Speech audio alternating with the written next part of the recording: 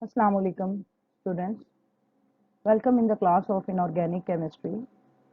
As you can see, this presentation is submitted by Mamoona, and she is able to produce excellent work. So as you can see, the topic of today's lecture, these are actually small terms which we are going to discuss. The first one is solvation. Then we will see solvation energy, coordination, and solvation number. That is, we will study coordination number and solvation number and types of solvation. This is going to be a very interesting lecture.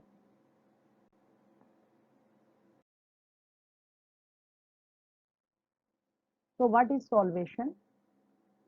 The term solvation refers to the surrounding of each dissolved molecule or ion by a shell of more or less tightly bound solvent molecule. तो solvation क्या है इसमें salute के molecules हों या ions हों they will be surrounded either by a loose or tight layer of solvent molecule. We will see shortly. This solvent shell is a result of intermolecular forces between solute and solvent. Of course, जब तक attractive forces ना होंगी तो ये shell exist ही नहीं करेगा. Here is a very interesting example. So in this case, you can see that sodium is surrounded by water molecule. Actually ये आपको सोडियम आयनिक फॉर्म में नज़र आ रहा है. तो होता क्या है कि असल में हम सोडियम क्लोराइड को जब वाटर में डिजोल्व करते हैं तो वो सोडियम और क्लोराइड आयंस में डिवाइड हो जाता है. अब जो सोडियम आयन है, you can see that this is surrounded by water molecules in such a way that the negative pole of the water molecule is towards sodium ion. So in this case, the intermolecular attractions are due to positive charge on the sodium ion and partial negative charge on the oxygen atom of water molecule. So these are the forces which held these solvent molecule and solute molecules together in this particular example. So intermolecular interactions between solvent molecules and ions are particularly important in solution of electrolytes since ions exert especially strong forces on strong molecules, solvent molecules. So we have already discussed this thing. For aqueous solution, the term used is hydration. तो इस phenomena को भी हम hydration ही बोलेंगे क्योंकि हमने इसमें sodium chloride को वाटर में डिजोल्व किया है. सो we have given the caption as hydrated sodium ion. अच्छा जी, अब crude calculations shows that field experienced by nearest neighbor of dissolved ion is 10 raised to power 6 to 10 raised to power 7 volt per centimeter. तो electric field के under ये वाली study की गई है, लेकिन ये आपको याद करने की ज़रूरत नहीं है.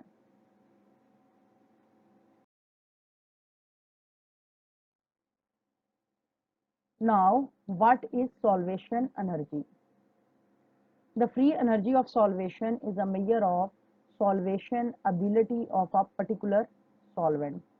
ठीक है, तो सॉल्वेशन एनर्जी या फ्री एनर्जी जो सॉल्वेशन की है, this is the ability of a solvent to dissolve solute.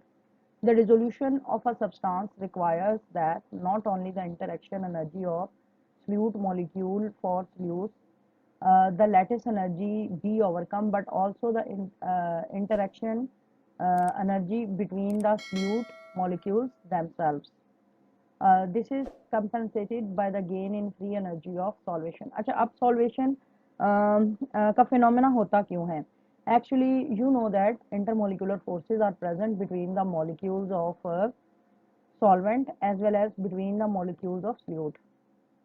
तो सॉल्वेशन का फिनोमेना उस वक्त तक मुमकिन नहीं है जब तक interaction attractive forces between solvent and solute वो ज़्यादा ना हो between the either solvent molecules themselves और solute molecules themselves.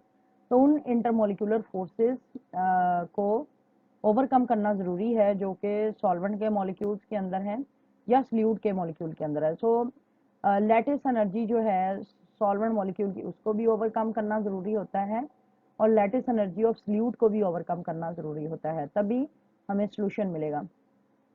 The heat of solution of a compound can be formulated as the difference between the lattice energy and solvation energy. अच्छा, अब ये जो देखें, ये जो लैटिस एनर्जी और solvation energy का डिफरेंस है वो हीट ऑफ सॉल्यूशन के बराबर होगा। अब जो लैटिस एनर्जी है वो पर्टिकुलरली होगी सल्यूट के लिए, ठीक है, क्योंकि सल्यूट जो है वो आमतौर पे सॉलिड फॉर्म में होता है, और अगर आयनिक फॉर्म में हो तब तो ये लैटिस एनर्जी बहुत इंपॉर्टेंट होती है। और सॉल्वेशन एनर्जी क्या है? ये वो वाली एनर्जी है जो कि सॉल्वेंट के मॉलिक्यूल्स के दरमियान है, ठीक है। तो जो हीट ऑफ सॉल्यूशन है उसको हम किस तरह से फॉर्मुलेट कर सकते हैं?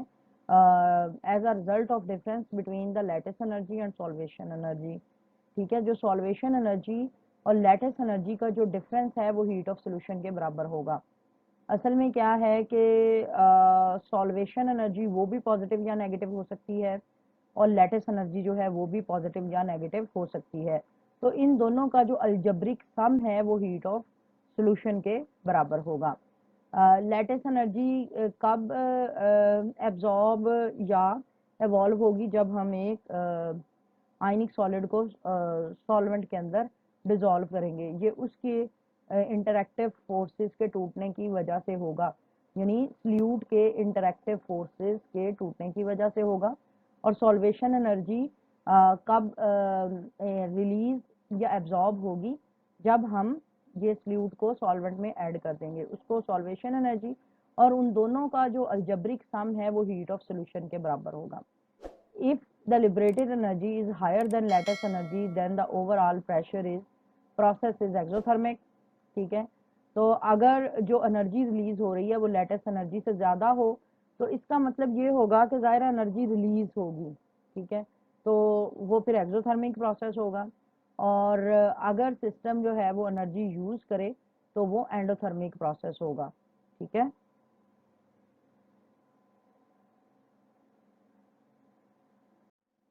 अच्छा जी, this is a very good diagram जिससे हम सॉल्वेशन एनर्जी को समझ सकते हैं। अब देखें, ये हमारे पास फ्लूइड है A+B-, you can say sodium and chloride ion Na+NCl-, यानी ये सोडियम क्लोराइड है। अब लैटिस एनर्जी से मुराद ये होगा कि ये दोनों जो है A पॉजिटिव और B- गैशियस फॉर्म में ये आ जाएं। तो इस केस में जो भी एनर्जी एब्जॉर्ब या एवॉल्व होगी उसको हम बोलेंगे लैटिस एनर्जी। अब हीट ऑफ सॉल्यूशन किस वक्त होगी? कि जब ये गैशियस फॉर्म में आ जाएंगे और फिर उनको सॉल्वेंट मॉलिक्यूल जो है वो सराउंड कर लें, इस केस में भी एनर्जी एब्जॉर्ब या एवॉल्व होगी। तो इन दोनों का जो अलजेब्रिक सम है वो सॉल्वेशन एनर्जी के बराबर होगा। यानी पहले ये लैटिस एनर्जी होगी। लैटिस एनर्जी के केस में जब ये एक कंपाउंड आयनिक कंपाउंड है, जब ये आयंस में बट जाएगा तो एनर्जी एवॉल्व भी हो सकती है और एब्जॉर्ब भी हो सकती है। लाइकवाइज जब ये आयंस को सॉल्वेंट के मॉलिक्यूल सराउंड करेंगे तब भी एनर्जी एवॉल्व भी हो सकती है और एब्जॉर्ब भी हो सकती है, और इन दोनों का जो अलजेब्रिक सम है वो सॉल्वेशन एनर्जी के बराबर आएगा। और अगर इन दोनों का अलजेब्रिक सम यानी नेगेटिव होगा, इसका मतलब कि ओवरऑल हीट इस रिएक्शन में एवॉल्व होगी और रिएक्शन एक्सोथर्मिक होगा। और अगर अलजेब्रिक सम पॉजिटिव होगा तो इसका मतलब कि ओवरऑल हीट एब्जॉर्ब होगी और रिएक्शन जो है वो एंडोथर्मिक होगा।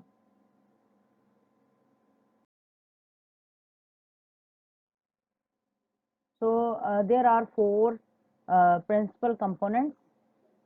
We have cavitation energy. The cavitation energy links with the hole which the dissolved molecule or ion produces in the solvent. इसको हम cavitation energy. So there are four components of energy. Cavitation energy, the energy linked with the hole which is produced by the solute molecule in the solvent. Then we have orientation energy, the orientation energy corresponding to the phenomena of partial orientation of dipolar solvent molecules caused by the presence of solvated molecule or ion. तो जैसा कि हमने वो पिछली slide में देखा था कि जो सोडियम आयन है उसको वाटर के मॉलिक्यूल्स ने सराउंड किया हुआ है, और हमने फिर ये देखा कि चूंकि सोडियम के ऊपर पॉजिटिव आयन है तो वाटर मॉलिक्यूल का जो ऑक्सीजन है उसकी डायरेक्शन सोडियम आयन की तरफ थी। सो दिस इज ओरिएंटेशन, और इसके लिए, इस प्रोसेस के लिए जो एनर्जी रिक्वायर्ड होती है, this is called orientation energy. Then we have isotropic interaction energy. The isotropic interaction energy corresponding to unspecific intermolecular forces with a long radius of activation such as electrostatic energy. So जो isotropic interaction energy है, this is not specific. ये specific energy नहीं है। As the name indicate isotropic, isotropic का मतलब है किसी भी डायरेक्शन में, कोई स्पेसिफिक इसकी डायरेक्शन नहीं है। तो किसी भी डायरेक्शन में मॉलिक्यूल मूव करते हुए जो एनर्जी फील करते हैं because of the intermolecular forces which can develop at any one instant, this is referred to as isotropic interaction energy. Okay, the other type of energy, anisotropic interaction energy. As the name indicate, anisotropic, we already know that these forces are directional. So the energy involved in case of anisotropic interaction energy, they will be also result from specific formation of hydrogen bonds or electron pair donors, electron pair accepts, or bonds are well at well localized point in dissolved molecules. So the basic difference between isotropic interaction energy and anisotropic interaction energy is कि जो isotropic energy है उसमें जो forces involve हो सकती हैं, they may be for example dipole induce dipole forces, यानी आप कह सकते हैं कि एक मॉलिक्यूल ऐसे ही जाते जाते दूसरे मॉलिक्यूल के साथ थोड़ी सी छेड़खानी कर दे, हाँ, और उसकी वजह से अट्रैक्शन पैदा हो जाए दोनों मॉलिक्यूल्स के दरमियान, लेकिन ये अट्रैक्शन जो है लम्हाती होगी, वक्ती होगी। जबकि एन आइसोट्रॉपिक इंटरेक्शन जो एनर्जी होगी सॉल्वेंट के अंदर, this is directional, this is specific. इसमें हाइड्रोजन बॉन्ड फॉर्मेशन होगी, इलेक्ट्रॉन डोनेशन होगी, इलेक्ट्रॉन की एक्सेप्टेंस होगी। So anisotropic interaction energy, this is more important than isotropic interaction energy as well as orientation and cavitation energy.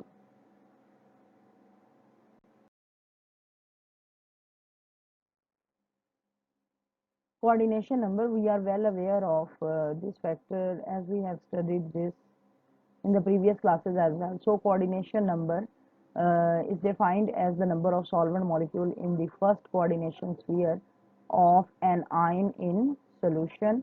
It reflects the simple idea that the solvation of ions or molecules consists of coordination of solute and solvent molecule. The first coordination sphere is composed only of solvent molecule in contact with or in binding distance of the ion such that no other solvent molecule are interposed between them and the ion. So ये वाला point important है। जो first coordination sphere है उसमें क्या होता है कि आयन जो है वो दरमियान में होता है और उसके इर्द गिर्द सॉल्वेंट के मॉलिक्यूल्स की एक ही लेयर होती है, ठीक है, और वो बड़ी ही ऑर्गेनाइज्ड किस्म की लेयर होती है।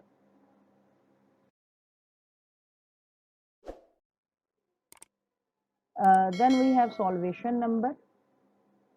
The solvation number is defined as the number of solvent molecule per ion that remain attached to a given ion long enough to experience its translational movement, ठीक है। तो अब जो सॉल्वेशन नंबर है और कोऑर्डिनेशन नंबर का उससे क्या डिफरेंस है, वी विल सी, ठीक है। तो सॉल्वेशन नंबर क्या है, this is defined as the number of solvent molecule per ion that remain attached to a given ion long enough to experience its translational movement, ठीक है। अब coordination number में तो सिर्फ ये है कि बस नंबर ऑफ आयंस जो हैं, और sorry number of solvent molecules जिन्होंने एक स्पेसिफिक आयन को सराउंड किया हुआ है, लेकिन अब उन्होंने सराउंड किया हुआ है और वो आयन की ट्रांसलेशनल मूवमेंट को इधर दे आर फेसिंग और नॉट, ठीक है। यानी उसमें हम वो तमाम के तमाम मॉलिक्यूल्स कंसिडर कर लेंगे कोऑर्डिनेशन नंबर में जिन्होंने आयन को सराउंड किया हुआ है, जबकि सॉल्वेशन नंबर में हम सिर्फ उन्हीं नंबर ऑफ मॉलिक्यूल्स को कंसिडर करेंगे जो कि आयन की ट्रांसलेशनल मूवमेंट को फील करेंगे। The solvation number of an ion in a solvent depend upon the reference ion as well as the method of measurement.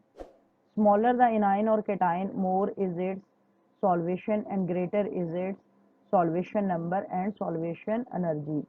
ठीक है, अब जो सॉल्वेशन नंबर है वो डिपेंड करता है reference ion as well as the method of measurement, यानी कौन सा आयन का सॉल्वेशन नंबर हम मेजर कर रहे हैं ये उस पर डिपेंड करेगा, और इसके अलावा मेथड ऑफ मेजरमेंट भी इसको डिसाइड करेगा।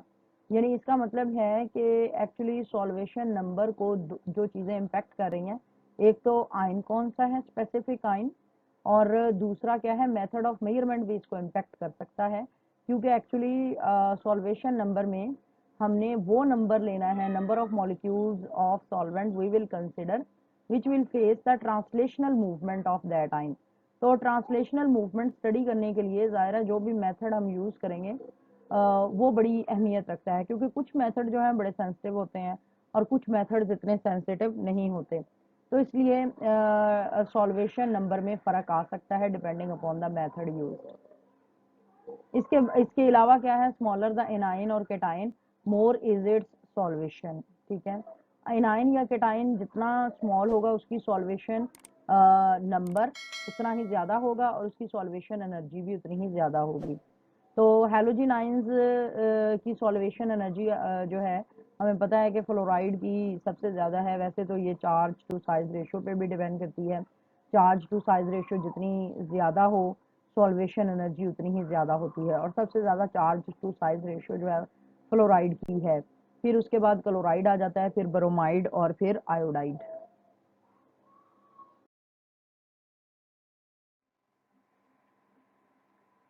Now we will study about the difference between primary solvation and secondary solvation.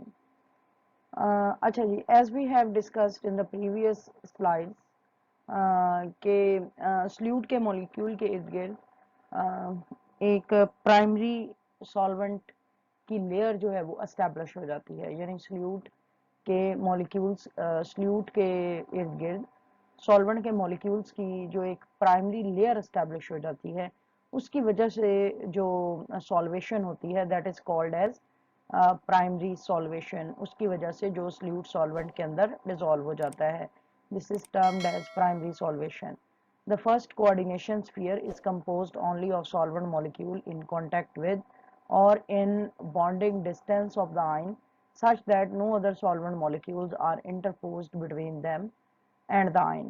This kind of solvation, this is termed as primary solvation। ठीक है, तो यानी फॉर एग्जांपल स्ल्यूट का हमारे पास एक आयन है और उस आयन के इर्द गिर्द एक कोऑर्डिनेशन स्फीयर बन जाता है सॉल्वेंट मॉलिक्यूल का, और उस कोऑर्डिनेशन स्फीयर और आयन के दरमियान कोई और सॉल्वेंट का मॉलिक्यूल इंटरफेयर नहीं करता, उसकी वजह से सॉल्वेशन को प्राइमरी सॉल्वेशन कहते हैं, and this is also termed as chemical solvation.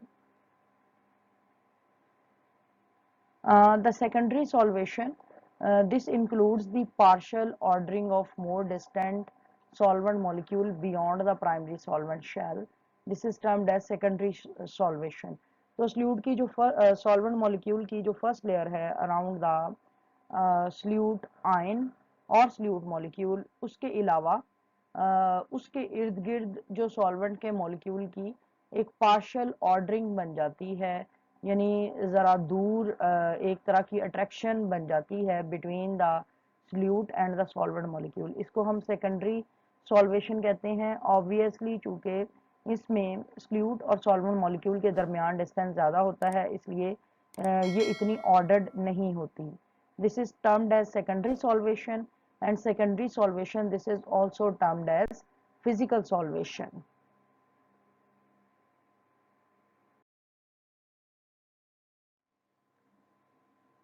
We are studying different form of solvation. In the previous slide we have discussed about primary and secondary solvation, and now we will discuss selective solvation. Sometime what happens that we have to use two solvents in order to solubilize the solute।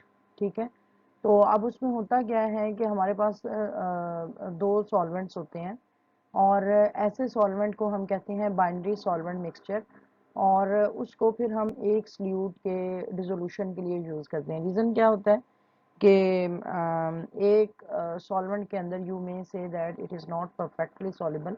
उस case में क्या हो सकता है, selective solvation में as we have now two solvents, so it is possible that solute component may be surrounded preferably by one of the solvent mixture, के solute के component को एक solvent ज़्यादा अच्छे तरीके से उसको सराउंड कर ले, और जबकि दूसरा सॉल्वेंट जो है depending upon the interaction between solute and solvent, दूसरा सॉल्वेंट सल्यूट के कंपोनेंट को इतने अच्छे तरीके से सराउंड ना कर सके।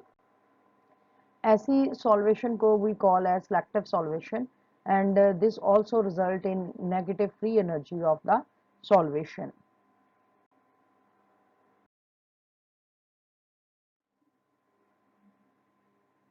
Now we have homo and heteroselective solvation. ये पिछली स्लाइड की कॉन्टिन्यूएशन ही है। तो सिलेक्टिव सॉल्वेशन में हम देखेंगे कि what is the difference between homo and hetero selective solvation. So, in a mixture of two solvents, both ions of a binary salt are solvated preferably by the same solvent. The term applied then is homoselective solvation. यानी हमारे पास क्या है कि दो solvents हैं और हमारे पास एक बाइनरी सॉल्ट है। अब यहाँ पर बाइनरी सॉल्ट से मुराद एक ऐसा सॉल्ट है जिसके अंदर दो कम से कम दो आयंस हों, ठीक है। तो अब इसमें क्या होगा कि दोनों आयंस उस बाइनरी सॉल्ट के they will be preferably solvated only by one of the solvent, then we will call it as homoselective solvation. ये एग्जांपल से आपको ज़्यादा अच्छे तरीके से समझ आ जाएगा। For example, in a solution of calcium chloride in water and methanol, यानी we have a solution, we have two solvents, water and methanol, और जो हमारे पास सल्यूट है वो है कैल्शियम क्लोराइड। तो आयंस कौन से होंगे हमारे पास, एक कैल्शियम आयन होगा और एक क्लोराइड आयन होगा। अगर दोनों के दोनों कैल्शियम और chloride ion they are preferably solvated by water, then we will call it as homoselective solvation. यानी कैल्शियम और क्लोराइड दोनों आयंस को वाटर ने ही सराउंड किया हुआ है और उसकी वजह से ही मेजरली सॉल्वेशन हो रही है। So we will call it as homoselective solvation. And what about heteroselective solvation? In a mixture of two solvents, the preferred solvation of anion by one and cation by the other solvent, this is termed as heteroselective solvation. For example, in a solution of silver nitrate in a binary solvent mixture of acetonitrile and water, a preferential solvation of silver by acetonitrile and nitrate ion by water, this phenomena was observed.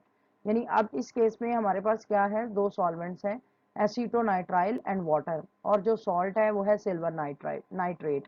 तो ये देखा गया है कि जो silver and silver जो है उसको एसीटोनाइट्राइल सॉल्वेंट के मॉलिक्यूल ने सराउंड किया हुआ है, इसमें से सिल्वर नाइट्रेट में से सिल्वर को, जबकि नाइट्रेट आयंस को वाटर ने सराउंड किया हुआ है। तो इस वजह से इस बाइनरी सॉल्वेंट मिक्सचर की वजह से सिल्वर नाइट्रेट सॉल्युबल होता है। So this is termed as heteroselective solvation. I am going to repeat it again. In case of homoselective solvation, both the ions they are preferentially solvated by only one of the solvent in a mixture of two solvents, while in case of heteroselective solvation, solute ions, one of the solute ion is solvable because of one solvent, and the second solute ion, this is solubilized because of the second solvent, which is here water. So this is termed as heteroselective solvation.